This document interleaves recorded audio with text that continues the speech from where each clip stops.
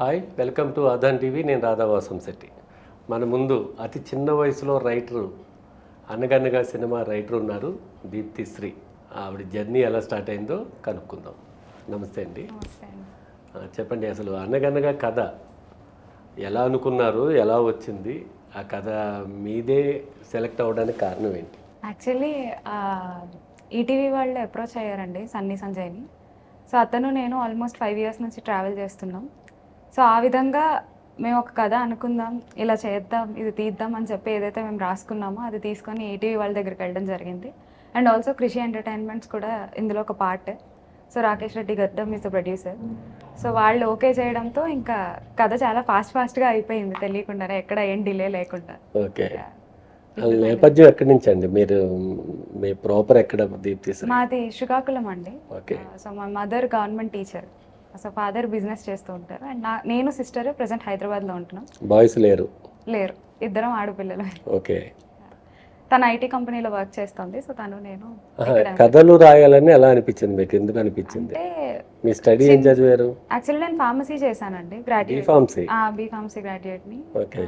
But కథలు రాయాలి, ఇలా రాస్తాను, సినిమాల్లోకి వస్తాను చిన్నప్పటి నుంచి ఎప్పుడూ లేదు. లైక్ ఇది నా హ్యాబిట్ ఏం కాదు, లైక్ ఏదో ర్యాండమ్గా చిన్నప్పుడు అలా చెప్పుకుంటూ ఉండేవాళ్ళం. ఎవరేం అడిగినా ప్రతిదానికి ఒక స్టోరీ చెప్తూ ఉండేదాన్ని. సో అలా కథలు అల్లడం అలవాటు అయింది, బేసికల్లీ కథలు అల్లుకోవడం అలవాటు అయింది. అలా ఒక్కసారి నేను సన్నీ సంజయ్ వర్క్కి ఇంప్రెస్ అయ్యి అతనితో మాట్లాడడం, అతని దగ్గర నుండి చిన్నగా అన్నీ నేర్చుకోవడం జరిగింది. సో అలా ఇక్కడ వరకు, అనగనగా వరకు వచ్చా అనమాట. ఎక్కడైంది పరిచయం సన్నీతో మీకు? నేను అతన్ని సిరీస్ చూసి ఇన్స్టాలోనే మెసేజ్ చేసా, అండ్ అలానే పరిచయం అయ్యారు. అతని వర్క్ కి పెద్ద ఫ్యాన్ అనమాట. సో అలా వచ్చింది. అనగనగాలో మీకు నచ్చిన సీన్ ఏంటి అసలు ఆ సినిమాలో? అనగనగాలో చాలా సీన్లు ఉన్నాయండి, బట్ అందరికీ నచ్చింది. ఆల్మోస్ట్ రాస్తున్నప్పుడు మాకు కూడా సేమ్ ఫీలింగ్ వచ్చింది. ఆ ఫీవర్ సీన్ ఉంది కదా, వాడు ఎందుకు అన్నం తినట్లేదు అన్నప్పుడు హాస్పిటల్లో ఉండే సీన్. సో అది చాలా చాలా బాగా హార్ట్ఫుల్గా ఫీల్ అయిన సీన్ అది రాసినప్పుడు. అట్ ద సేమ్ టైం జనాలకు కూడా అది బాగా నచ్చింది. మీ నాన్నగారికి మీకు అలాంటి ఎమోషన్స్ ఏమైనా ఉన్నాయా? డాడీతో ప్రతి ఆడపిల్లకి ఉంటుంది నాన్నతో ఎమోషన్. సో నాకు అలాంటిదే. మరి వాళ్ళిద్దరు అక్కడ, మీ ఇద్దరు ఇక్కడ, ఏంటి ఒకే చోట ఉండొచ్చు కదా, పిలిచి వాళ్ళు ఉండొచ్చు. బట్ వాళ్ళ వర్క్ పరంగా అమ్మ వాళ్ళు అక్కడ ఉంటున్నారు. సో నేను చెల్లి మా వర్క్ పరంగా ఇక్కడ ఉంటున్నాం. బట్ ఎమోషన్స్ అలానే ఉన్నాయి, మనుషులను లేని దూరంగా ఉన్నాం, బట్ ఎమోషన్స్ సేమ్. ఏమన్నా కథలు రాసే ఆలోచన, బుక్స్ ప్రింటింగ్కి వెళ్ళే ఆలోచన ఏమైనా ఉందా? ప్రస్తుతానికి అయితే ఏం లేదండి. ముందు కవిత్వాలు రాస్తూ ఉంటారా మీరు? లేదా? చాలా న్యాచురల్ గా ఉంటాయి, కవిత్వానికి చాలా దూరంగా ఉంటా. ఓకే. అంటే మాట్లాడేది జనాలకి బాగా అర్థం అయ్యేలా ఉంటాయి అనమాట, న్యాచురల్ వేలో ఉంటుంది. కవిత్వంలో కూడా అర్థం అవుతుంది కదా బాగా. కానీ కవిత్వాన్ని అంటే దానికి ఒక కవి హృదయం ఉండాలి. ఐ ఫీల్ ఆ కవి హృదయం ఉండే వాళ్ళకి అర్థం అవుతుంది. బట్ నార్మల్ గా ఆటో డ్రైవర్లు, లేకపోతే జనాలు చాలా జనరల్ ఇలాంటి వాటికి దూరంగా ఉండే జనాలకు కూడా అర్థం అవ్వడం అనేది కొంచెం టఫ్ ఏమో. అయ్యో, ఆటో డ్రైవర్లకు ఉన్న నాలెడ్జ్ ఎవరికి ఉండదు నాకు తెలిసి. అయ్యో, నాలెడ్జ్ ఉంటుంది, కాకపోతే కవిత్వం గురించి చెప్పాలి. వాళ్ళే కవులు. అసలు పెద్ద పెద్ద పదాలు ఏవో వాడి పెట్టి, అంటే కవిత్వం నాకు అంత బాగా అర్థం కాదు. జనరల్ గా మామూలు మాటల్లో చెప్పొచ్చు కదా, ఈజీగా చెప్పొచ్చు కదా అనిపిస్తుంది. ఇప్పటికే జీవితంలో చాలా కాంప్లికేషన్స్ ఉంటాయి, మళ్ళీ ఎందుకు ఇంకోటి అని. అలా అని కాదు, రాత్రి ఒక సినిమా చూశాను, అందులో ఒక అబ్బాయి చెప్తాడు మాట ఒక అమ్మాయికి, నువ్వు ఒప్పుకుంటే నీ కాలుకి మెట్ట అవుతా, నువ్వు ఒప్పుకోకపోతే నీ కాలు కింద మట్టి అవుతా అని చెప్పి వాడు. ఎస్, అది ఎంత అంటే ఫస్ట్ టేక్ లోనే నన్ను ఇంప్రెస్ చేసేసింది ఆ డైలాగు. ఏం రాశాడరా వీడని. అలాగే ఆటోల మీద కూడా మంచి మంచి కొటేషన్స్ ఉంటాయి, అవన్నీ వాళ్ళు రాసుకునేవే. అంటే ఇలాంటి కవిత్వం ఓకే కొంతవరకు, బట్ కవిత్వం అంటే మరీ చాలా డీప్ గా ఉండేవి అవి అయితే తెలియదండి. అంటే త్రివిక్రమ్ గారు ఒక సందర్భంలో చెప్పారు, ఈ డైలాగ్స్ కానీ ఈ న్యాచురాలిటీ ఎక్కడి నుంచి తీసుకుంటారు మీరు అని అడిగినప్పుడు, ఆయన ప్రాపర్ మాది భీమవరమే, అయింది భీమవరమే. ఆ భీమవరం వెళ్ళినప్పుడు ఆ లోకల్గా ఉన్న జనాల దగ్గర కూర్చుంటాడంటే, వెళ్ళి అరుగుల మీద మాట్లాడుకునే ముసలాళ్ళ మాటలు, ఆ రోడ్డు అంటే వెళ్ళేటప్పుడు అరుగు మీద కూర్చుంటారు, వాళ్ళు డైలాగులు వేస్తూ ఉంటారు, అవి చాలా న్యాచురల్గా ఉంటాయి. అలా అన్ని రాసుకుంటానని ఆయన చెప్పారు. మీరు ఎలాంటి ఇన్స్పిరేషన్ తీసుకుని రాస్తారు కదా అనేది కానీ, అంటే డైలాగ్స్ కానీ? ట్రూ అండి, జనాలు జనరల్ గా అన్ని అంటే డైలాగ్స్ అని చెప్పలేను ప్రాపర్ గా, బట్ ఇప్పటి వరకు అయితే అలా చేయలేదు. ఇంకా ఫస్ట్ ఫిలిమే కాబట్టి మేబీ ముందు తీసుకోవచ్చు. కాకపోతే ఈ ఫిలింలో ఏంటి అంటే కొన్ని సీన్స్ ఏవైతే ఉంటాయో అవి అలా కొన్ని ఆధారాలు మనం తిరిగిన చోట్ల దగ్గర కలిసిన మనుషుల క్యారెక్టర్స్ ఏవైతే ఉంటాయో ఆ క్యారెక్టర్స్ని సీన్స్ని మాత్రం అలా తీసుకోవడం జరుగుతుంది. ఓకే. అంటే ఎక్కడైనా ఎవరిదైనా చూస్తారా ఈయన బిహేవియర్ బాగుంది, ఈయన క్యారెక్టర్ బాగుంది, మన సినిమాలో పెట్టుకుందాం, ఈయన మాట్లాడే విధానం బాగుంది, అది పెట్టుకుందాం, ఇలా వస్తూ ఉంటాయి. ఓకే. డైలాగ్స్ మరి ముందు రావచ్చు. బుక్స్ చదువుతారా? బుక్స్ చదివేదాన్ని, ఇప్పుడు చదవట్లేదండి, కొంచెం తక్కువ. అంటే కథల పుస్తకాలని కానీ? చిన్నప్పుడు బాగా కథల పుస్తకాలు చదివేదాన్ని. సినిమా రైటర్ అయ్యారు కదా ఇప్పుడు, ఇప్పుడు ఎవరు బట్ పుస్తకాలు అందరూ చదువుతారు? అనుకునేది అదే, నాకు అర్థం కానిది కూడా అదే. పుస్తకాలు బాగా చదవాలి రైటర్స్ అయితే, లైక్ చదువుతారు రైటర్స్ అయితే అని అంటారు. ఇట్స్ ఎ గుడ్ థింగ్, ఒప్పుకుంటా. బట్ నాకు తెలీదు, నేను చదవాలి పుస్తకాలు అని అనుకోలేదు. నేను సినిమాలు చూస్తూ ఉంటా ఎక్కువ. ఏ సినిమాలు చూస్తారు? చాలా, అంటే పాత సినిమాలు అన్నీ చూస్తా అండి. పాత సినిమాలు విపరీతంగా చూస్తా. 2 సినిమాలు చెప్పండి మాకు, మీకు బాగా నచ్చిన సినిమాలు. అంటే నేను పాత సినిమా ముందు కూడా చూసా, మళ్ళీ రీసెంట్ టైమ్స్ లో కూడా చూసింది పడమటి సంధ్యారాగం ఒక సినిమా. జంధ్యాల గారి ఫిలిమ్స్ ఉంటాయి కదా, ఆహన పెళ్ళంట, ఇంకా అలానే జయంబు నిశ్చయంబురా ఫిలిం. రీసెంట్గా ఒకటి దాసరి నారాయణరావు గారిది అద్దాల మేడ అని ఒక ఫిలిం చూసా. ఇలా నేను చాలా ఫిలిమ్స్ చూస్తూ ఉంటా. అంటే ఏమో పుస్తకాలు ఎందుకు చదవంటే ఒకప్పుడు చదివేదాన్ని, నేను మంచి స్టూడెంట్నే, కానీ స్టిల్ ఎందుకు ఇప్పుడు చదవట్లేదు అంటే సినిమాలకు ఎక్కువ అట్రాక్ట్ అవుతూ ఉంటాను. చూసేటప్పుడు ఏమన్నా ఈ డైలాగ్ బాగుందని రాసుకుంటారా? అంటే స్టోరీ లైన్ బాగా హుకింగ్. స్టోరీ లైన్ ఎలా క్యాచ్ చేస్తారు? అద్దాల మేడ ఉంది, తెలిసినంత వరకు ఆయన ఏం చెప్పాలనుకున్నారు, అద్దాల మేడ ఫిలిమే తీసుకుంటే అందులో దాసరి నారాయణరావు గారు ఒక డైరెక్టర్ ఫిలింలోనే. సో ఈ use to direct some films అనమాట. సో అలా ఆ ఒక ఫిలిం డైరెక్టర్కి, అంటే సినిమా వాళ్ళకి కొన్ని కష్టాలు అనేవి వస్తాయి. ఈజీగా ఏదైనా ఒక చిన్న తప్పు జరిగితే ఒక ప్రపంచంలో ఏదో ఒక ప్లేస్లో వాళ్ళు వెళ్ళి అక్కడ ఒక సినిమా షూటింగ్ చేసుకుంటూ ఉంటారు. చిన్న తప్పు ఏదైనా జరిగితే వెంటనే అరే ఇది వీడి పనే, వీళ్ళే ఇట్లా చేశారు అని చెప్పి వాళ్ళ మీదకి నెట్టేస్తారు. బట్ ఎవరు ఆలోచించరు, వెంటనే ఒక బురద జల్లుతారు వాళ్ళ మీద.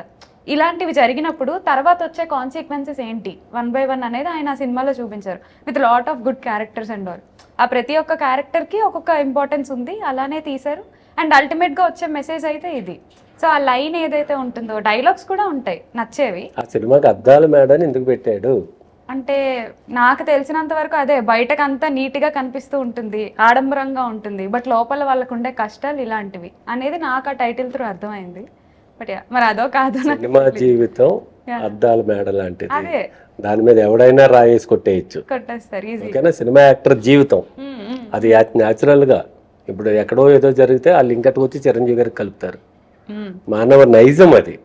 99 సార్లు సాయం చేసిన తర్వాత కూడా ఒక్కసారి నువ్వు సాయం చేయకపోతే నిన్ను తిట్టుకునే ప్రపంచం ఇది, సమాజం అలాంటిది. అందుకని అద్దాల మేడ, మన జీవితాలు చాలా జాగ్రత్తగా ఉండాలని చెప్పారు. అలాగే కృష్ణారెడ్డి గారు, ఎస్వి కృష్ణారెడ్డి గారు, భర్తని నమ్ముకోవాలి కానీ అమ్ముకోకూడదు, అది లీడు సినిమా టైటిల్, అదే శుభలగ్నం. అవునా? అలాగా ప్రతిదానికి ఒక కథ అనుకునేటప్పుడు ఒక థీమ్ ఉంటుంది, ఒక లీడ్. ఆ లీడ్ని ఎలా క్యాచ్ చేస్తారు మీరు?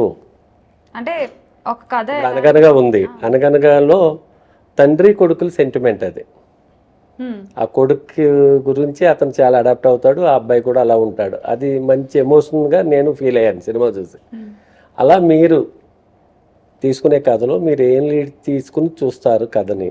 అంటే ఒకటి అని పర్టికులర్గా ప్రాపర్గా దేనికి స్టిక్ ఆన్ అవ్వమండి. అంటే ఒక్కొక్కసారి లైన్ వస్తుంది, మీరు అన్నట్టు తండ్రి కొడుకుల ఎమోషన్ ఇదే లైన్, అది వస్తుంది. ఒక్కొక్కసారి ఒక్క క్యారెక్టరే వస్తుంది, మేబీ వ్యాస్ అనే క్యారెక్టర్ ఒక్కటే వస్తుంది. ఆయన్ని తీసుకెళ్ళి ఎక్కడ పెట్టాలి, ఆయన్ని స్కూల్ టీచర్గా పెడదామా, లేదంటే ఒక బ్యాంక్ ఎంప్లాయీగా పెడదామా, లేదంటే ఇలా పలానా ఛానల్కి హెచ్ఆర్గా పెడదామా, ఎక్కడ పెడితే వ్యాస్ అనేవాడు బాగుంటాడు. Some times character, some times world వచ్చేస్తుంది. అంటే నేను ఒక మంచి విలేజ్ని, ప్రకృతిని చూపించాలనుకుంటున్నా, అందులో ఎలాంటి మనుషుల్ని పెడితే బాగుంటుంది వస్తుంది. కొన్నిసార్లు ఏంటంటే మీరు అన్నట్టు లైన్, తల్లిదండ్రి కావచ్చు, లేదంటే భార్యాభర్తల మధ్య కావచ్చు, అత్త కోడల మధ్య కావచ్చు, లైన్ వస్తుంది. సో ఎప్పుడూ ఒకటే అయితే రాదు. ఇప్పటివరకు నెక్స్ట్ మేము రాసే వాటివి కూడా మేబీ ఒక క్యారెక్టర్ వస్తుంది, ఒక మనిషి గురించి చెప్పాలనుకోవచ్చు, లేదంటే ఒక ఇద్దరు బంధాన్ని గురించి చెప్పాలనుకోవచ్చు. సో అది ఎప్పుడు ఒక దాని మీద అయితే నాకు డిపెండ్ అయి ఉండదు అని. అండ్ అలానే ఇప్పుడు మీరు చెప్పిన దాన్ని బట్టి ఒక సినిమాకి వాళ్ళు ఒక అర్థంతో తీస్తారు. మేబీ అదేంటంటే ఒక్కొక్కరికి ఒక్కొక్కలా అర్థం అవుతుంది. నాకు మీకు కొంచెం సిమిలర్ గా అర్థమై ఉంటుంది. అద్దాల మేడ అంటే ఇట్స్ లైక్ ఒక గాజు ప్రపంచం, దాని మీదకి ఎవడైనా ఈజీగా వేస్తే పగిలిపోతుంది మొత్తం, వాడు కట్టుకున్నదంతా కూలిపోతుంది. అది ఇంకొకరికి ఇంకొకలా అర్థం అవ్వచ్చు, చెప్పలేము. ఇట్స్ కంప్లీట్లీ డిఫరెంట్ అనమాట. సో అందుకు మనం ఏం తీస్తున్నాము ఏంటి అనేది హానెస్ట్గా ఉంటే అది జనాలకు చేరాల్సిన టైంకి చేరుతుంది. అవును. అంటే ఓల్డ్ సినిమాలు ఇప్పుడు ప్రాముఖ్యత ఎందుకు చెందుతున్నాయంటే అప్పుడు టైటిల్ని బట్టి సినిమాలను బట్టి జీవితాలు తీసేవారు. ఇది మన జీవితం. ఇప్పుడు ఫర్ ఎగ్జాంపుల్ మంగిలి అనే సింగర్ని తీసుకోండి. ఆవిడ ఎంతో కష్టపడి ఒక న్యూస్ యాంకర్గా న్యూస్ ప్రజెంటర్గా స్టార్ట్ అయ్యి ఓ జర్నలిస్ట్గా సింగర్గా వచ్చింది. జస్ట్ బర్త్డే అనే చిన్న మిస్యూజ్లో ఎంత అన్పాపులర్ చేసేసారు. ఇదే అద్దాల మేడ. మన జీవితం ఒక అద్దాల మేడ. చాలా జాగ్రత్తగా ఉండాలి.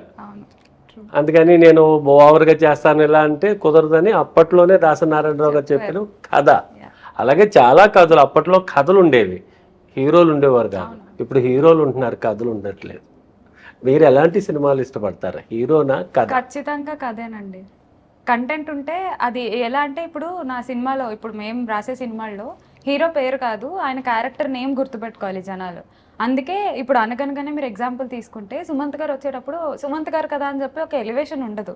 చాలా న్యాచురల్ గా ఒక కామన్ మ్యాన్ మన పక్కన ఒక అతను చెతకేసుకొని వెళ్తుంటే ఎలా ఉంటుంది, సో సేమ్ అలానే ఉండాలి. ఒక మనిషిని ఆ పర్టికులర్ హీరో సినిమా అనేలా కాకుండా అరే వ్యాసరా బయటకు వచ్చినప్పుడు కూడా వ్యాసానికి గుర్తు రావాలి తప్పితే సుమంత్ గారు అని వద్దు కదా. సో ఆ విధంగానే కథలు ఉంటాయి. అసలు ఆయన క్యారెక్టరే కాదు, ఆయన చూస్తే కూడా నిజంగా క్యాన్సర్ వచ్చిన అతనులే ఉన్నారు ఆ సినిమాలో, అంత న్యాచురల్గా. అందుకే నేను మొన్న ఆవాస హోటల్లో స్టేజ్ మీద నేను ఓ డైలాగ్ వేసాను ఆయనకి, క్యాన్సర్ అనేది అక్కినేని వంశానికి 3 బ్లాక్ బస్టర్స్ మాట.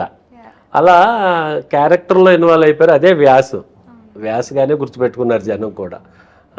ఇక దీప్తి శ్రీని అడిగితే ఎలాంటి కథ ఇస్తారు? ఇప్పుడు మేము ఒక సినిమా చేయాలనుకుంటున్నాం, మేము మిమ్మల్ని అప్రోచ్ అయ్యాం, ఒక కథ కావాలి, ఏం కథ ఇస్తారు మాకు? కొత్తగా వచ్చే మీరు ఎలాంటి సినిమా చేయాలి అనుకుంటున్నారు? మాకేం తెలీదు, మేము డబ్బట్టుకుని వచ్చాం 4 బ్యాగులు, నా దగ్గర ఉన్న కథల్ని మీకు ఇస్తా. అలా అని కాకుండా మాకేమైనా సజెషన్ చేస్తారా, ఇలా కథ ఈ కథ అయితే బాగుంటుందండి, ఇండస్ట్రీలో ఇదైతే మీరు నేను అదే చెప్తున్నా అండి. ఇండస్ట్రీలో ఒక ట్రెండ్ ఉంటుంది ఇప్పుడు, అంటే పలానా ఒక కైండ్ ఆఫ్ జోనర్ ఫిలిమ్స్ వస్తాయంటే వరుస పెట్టి అన్ని ఆ జోనర్ కైండ్ ఆఫ్ ఫిలిమ్స్ వస్తూ ఉంటాయి.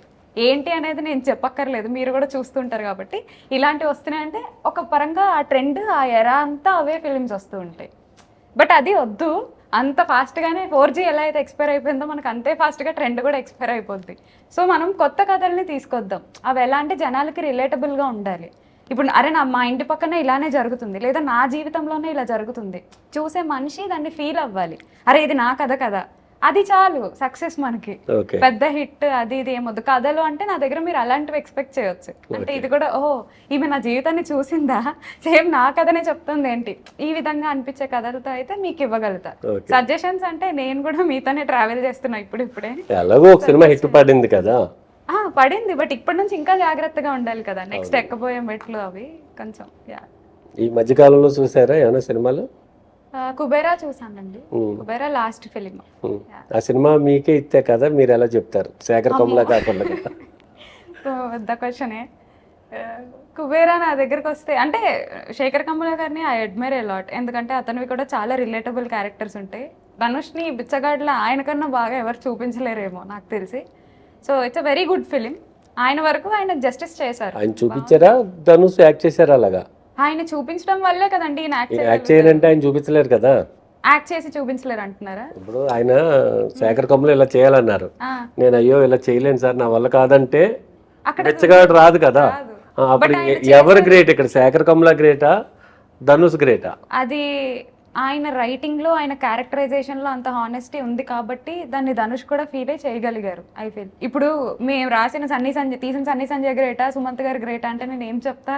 ఆర్ఎల్స్ మీరు అందులో ఇన్వాల్వ్ అయ్యి ఉన్నారు మీరు గ్రేట్ అంటే మనం చెప్పలేము. ఎందుకంటే ఆ క్యారెక్టరైజేషన్ అంత బాగున్నప్పుడే దాన్ని ఒక యాక్టర్ మీరైతే ఎలా చూపిస్తారు ఆ క్యారెక్టర్? ఏమో అండి, కంప్లీట్లీ డిఫరెంట్ ఉంటుంది అదంతా. అంటే రాసేటప్పుడు తీసేటప్పుడు కంప్లీట్ గా కుబేరా వదిలేయండి, ఏదైనా మీకు ఇంకో సినిమా చెప్పండి మీకు నచ్చింది. ఇప్పుడే వచ్చింది కదా కుబేరాని కిల్ చేయొద్దు. అదే అందుకని ఇంకో సినిమా అంటే ఏమో అండి, నేను వేరే వాళ్ళ షూట్ అంటే ఇప్పుడు నేను ఉన్నానండి, నేను ఒక జర్నలిస్ట్ని, మీరు ఒక సీన్ చూపిస్తుంటే ఇలా కాకుండా అలా చేస్తుంటే అద్భుతంగా ఉండేది సీన్ అని నేను 100 చెప్తా. అలా అనుకోరా అసలు? ఈ క్యారెక్టర్ నేను రాస్తే ఇలా కన్నా ఇలా రాస్తుంటే బాగుండేది కదా అంటున్నా. కుబేరాన్ని నేను ఒక రైటర్ గా చూస్తే నాకు 100 వస్తాయి. ఎందుకంటే నేను నా దాని నుంచే ఉండి ఆలోచిస్తా, నా షూస్లో నేను ఉండి ఆలోచిస్తా. అరే నేనైతే ఇట్లా రాసా, ఎవడైనా అంతే, ఇప్పుడు ఏ రైటర్ అయినా ఎవరైనా కుబేరా అయితే మీరు ఎలా రాస్తారు? అదే శేఖర్ కమలా రైటర్ గా ఆలోచిస్తే అప్పుడు చాలా వస్తాయేమో. నేను అలా ఆలోచించను. నేను శేఖర్ కమలా గారికి ఒక అడ్మిరేషన్ తీసుకున్న పర్సన్ గానే నేను ఎలా ఒక ఆడియన్ గానే నేను చూస్తా. ఆడియన్ గా చూస్తే నేను ఎంజాయ్ చేశా. నేను పెట్టిన 250 రూపీస్కి నాకు న్యాయం జరిగింది, నేను వచ్చేసాను, అయిపోయింది. బట్ రైటర్ గా మాత్రం నేను ఆలోచించాను. అలా ఆలోచిస్తే 100 వస్తాయేమో. అంటే మన కెరీర్ స్టార్టింగ్ లో ఉన్నాం కదా దీప్తి. ఇప్పుడు ప్రతిదీ ఓ పర్సన్ వెళ్తున్నాడు, ఆ పర్సన్ చూస్తాం, ఇదేంటి ఇలా నడుస్తున్నాడు, ఇలా కాకుండా అలా నడితే బాగుంటది కదా అని మనం నడిచి చూసుకుంటాం. అలా చూస్తేనే రైటర్. అంటే నేను అలా చూడాలి అని అనుకోవట్లేదు. అనుకోవాలి, అనుకోకుండా ఎక్కడొస్తాయి మనకి, ఎక్కడొస్తాయి? న్యాచురల్ గా రోడ్డు మీద జరిగేవే కథలు. సినిమా ఎక్కడి నుంచి తీస్తారు? అవునండి, అంతే. అదేదో ప్రైవేట్ వరల్డ్ నుంచి తీసుకురాము కదా, మనం న్యాచురల్ గా ఉండేవే. ఇప్పుడు ఆ తండ్రి కొడుకులు అనగనగాలో వాళ్ళిద్దరు ఎమోషన్ ఎందుకు అంత అయింది, అది న్యాచురల్. అది నేను ఫీల్ అయ్యాను అదే అంటున్నా, మీ ఫాదర్ కి మీకు ఉన్న రిలేషన్ ని కొంచెం దూరం అయిపోయారు కాబట్టి కొన్నాళ్ళ పాటు అలాగే అనిపించుంటది. నాన్న ఫోన్ చేస్తేనే కానీ అన్నం తినకూడదు, నాన్న మాట్లాడితేనే కానీ అలా అది ఉంది కాబట్టి అంత గ్రేట్ గా ఫీల్ అయ్యారు. అలా మనం కుబేరాలో కూడా అలా ఇప్పుడు నువ్వు రాస్తే ఏంటి అంటే దాంతో ఎంత లేదన్నా ఆయన ఒక 3 ఏళ్ళు ట్రావెల్ చేసి ఉంటాడేమో, ఎన్నో ఇయర్స్ ట్రావెల్ చేసి ఉంటారు ఆయన. ఇప్పుడు నేను ఇన్స్టాంట్ గా చెప్పాలి అనుకుంటే మేబీ ధనుష్ క్యారెక్టర్ అది అలా ఉండదు. క్లైమాక్స్ ఏంటి చెప్పండి దాని కుబేరాలో? కుబేరా క్లైమాక్స్ లో అతను అదే ఆ మనీ అంతా తీసుకొచ్చి ఆయన ఇంటి ముందు పడేస్తాడు. ఆ పుట్టిన బేబీ ఎవరైతే ఉన్నారో ఆమెను తీసుకొని మళ్ళీ అతను అదే ఆ పిల్లోడిని తీసుకొని మళ్ళీ అతను వెళ్ళిపోతాడు సేమ్ తిరుపతి ప్లేస్ కి. ఇంకో బిచ్చగారు ఉంటారు కదా స్వామీజీ, అతని దగ్గరికి వెళ్ళిపోతాడు.